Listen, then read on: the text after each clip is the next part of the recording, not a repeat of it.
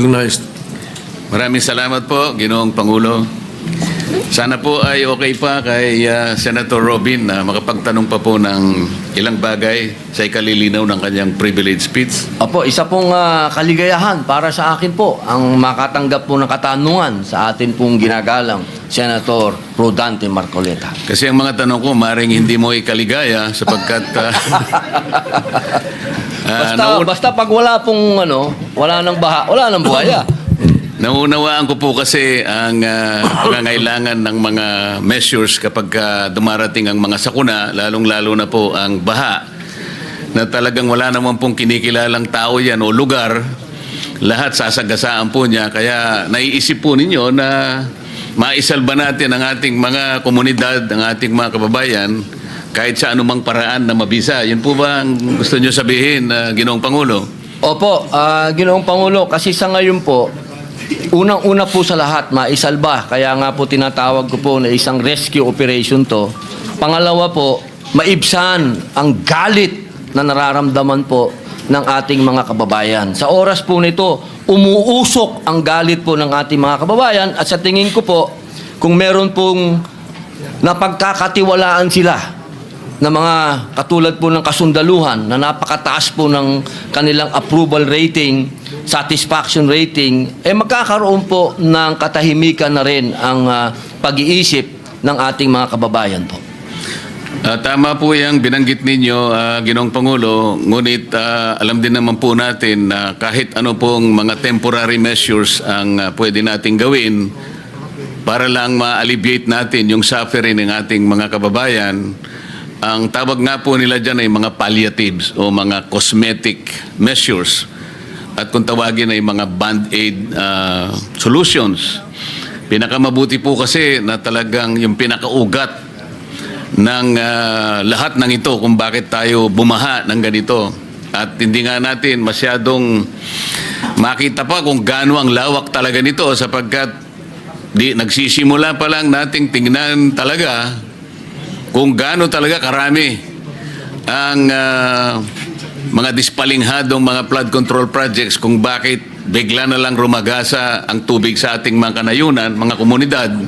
At talagang nakita natin lahat ng mga flood control projects na naipundar ng ating pamahalaan ay talagang ultimong nawasak at parang sinagasaan lahat.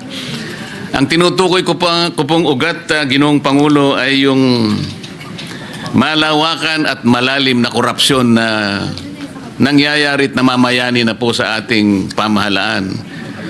Kapag hindi po natin ito nasolusyonan, mananatili po tayong umahanap na lamang po ng mga band-aid solutions. Nakatutulong po, bakit hindi? Ngunit hindi po natin ganap na napapawi yung pagkamuhi o yung galit ng ating mamamayan sapagkat hindi nagagawa ng pamahalaan ng kanyang pangunahing tungkulin na nakasulat pa man din sa ating saligang batas. Nakatungkulan po ng Estado, Ginoong Pangulo, na kailangan pong yung kapakanan po ng kanyang mamamayan ay kinakailangang unang-una sa listahan ng pamahalaan na dapat po nilang asikasuhin. Tama po ba yun, Ginoong Pangulo? Tama po, naniniwala po tayo dyan. Kaya po natin na isulat ang akin pong pribilehiyong talumpati sapagkat kapag nanood po tayo ngayon ng balita at nakita po natin at naririnig ko pa nga po na ang magpapatuloy ng mga proyekto ng mga katulad po ng mga nasirang proyekto, yung mga proyektong guni-guni, ang magtutuloy daw po ay yung paring-paring mga kontraktor.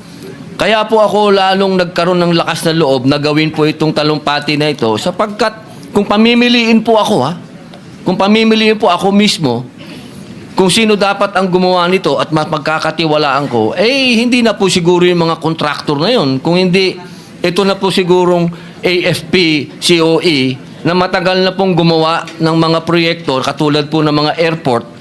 Kapag airport po ang ginagawa niyan, ibig pong sabihin, matibay po talaga yung mga runway na ginagawa nito mga ito. At sa cost po, sa cost na kung ano po yung budget, nakakatipid pa po sila. Meron pa pong savings, Kaya po nung narinig ko po yon sa balita, sabi ko, siguro naman mas maganda itong aking itatalumpati dahil ito sigurado, number one, ang sundalo, disiplinado. Kapag ka gumawa sila ng kapalpakan, merong kaagad court martial. Andyan po kaagad. Talagang mabilis ang aksyon. Dito nga po, gumawa sila ng airport, 11 buwan lang. Kaya po naniniwala po ako, Ginoong Tagapangulo, na ito pong ating talumpati na ito, kapag ito po'y naisakatuparan, magiging, ano po ito? Pundasyon. Pundasyon po ito. Pwedeng sundan ng mga kontraktor sa darating na panahon kapag nagawa na po nila. Ito naman pong ating panukala, ito pong ating sinasuggest ngayon, hindi po ito pang matagalan. Ngayon lamang po ito, habang naggagawa po ng investigasyon, habang naggagawa po ng paglilinis, kailangan pong may umaksyon na kagad na mapagkakatiwalaan at sigurado pong matibay ang kanilang gagawin. Salamat po sa inyong sagot. Ngunit ay nakakala ko rin na kahit gaano kagaling, kahit gaano kaseryoso, gaano man katapat ang pwede nating gamitin ng mga tao na pansamantalang makatutulong sa ating mga pangunahing suliranin na inaharap ng ating bansa ngayon, talagang kailangan pa rin na mailatag natin ang isang sistema na kung saan ay malinis natin ang korupsyon sa ating bansa. Kasi kahit ano pong, kahit sinong tao, kahit anong korporasyon ang gamitin natin, kahit anong grupo ng tao ang gamitin natin, kapag ka ang sistema po ay hindi tama, ay palaging babalik-balik din tayo doon sa mga paggawa na talagang hindi naman katanggap-tanggap sa ating mga kababayan.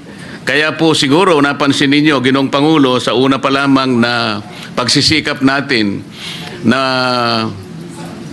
may ayos ang sistema natin at kahit papano ma-address natin ang corruption, naging tuntunin po natin nung tayo po ay nanguna sa Blue Ribbon Committee na hindi lamang po yung maliliit na tao ang dapat nating matukoy. Dapat sana pati na po yung malalaki. Huwag nating katakutan kung gaano man sila kalaki. Kaya po kung mapapansin niyo, Ginoong Pangulo, yung nauna nating direksyon ay kung baga tayo'y namimingwit ng isda Opo.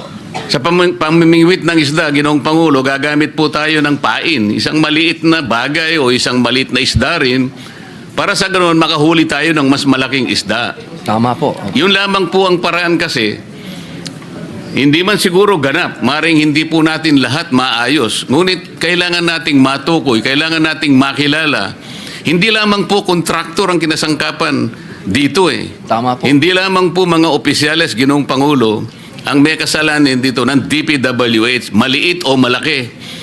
Lalong-lalo na yung mga tao na nagpasimula kung paano ilatag ang mga pondo nito para sa ganun ay kanilang malustay.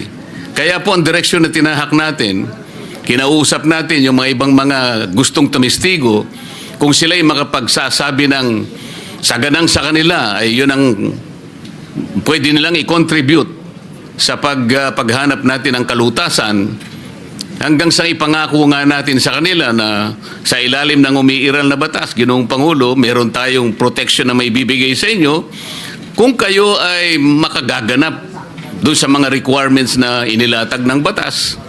Kung halimbawa kayo'y makapag-apply at kayo naman ay susuriin kung talagang magiging karapat-dapat, okay kayo, matatanggap kayong witness, halimbawa, state witness, ay ganun po yung paraan na nilatag natin kasi hindi po madali na makatukoy tayo ng malalaki. Yung malalaking isda na lalong-lalo na yung pasimuno, yung pinaka-mastermind po kung bakit naging ganito ang kinahinatnan po ng mga proyekto na dapat sana naging protection po ng ating mamamayan. Napansin po ba ninyo yung ganong direksyon na Ginoong Pangulo? Opo. Ako po'y kasama po ninyo sa direksyon na yon sapagkat naniniwala po ako na dito sa pangyayaring ito, marami po talagang, ito, sindikato po ito At yung direksyon po ninyo, talagang malaman natin kung ano yung nangyaring sindikato. Salamat po at sana po ay yan din ang maging direksyon natin. Wala po tayong sisinuhin kung saan makapunta, kung sino po ang hahanapin ng ebidensyang ituturo Huwag po tayong mangimi, huwag tayong matakot. Ituloy po natin sapagkat ito lang ang paraan. Makilala natin at sana sa lalong madaling panahon po sa pamamagitan ng ganitong pamamaraan ay maihinto na po, hindi man lahat.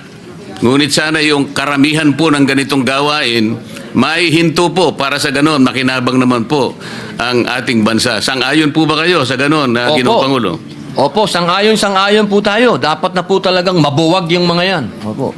Maraming salamat po, Ginoong Pangulo. Maraming salamat, Senator Robin. At palagay ko, idol na rin kita ngayon. Salamat po. Salamat po.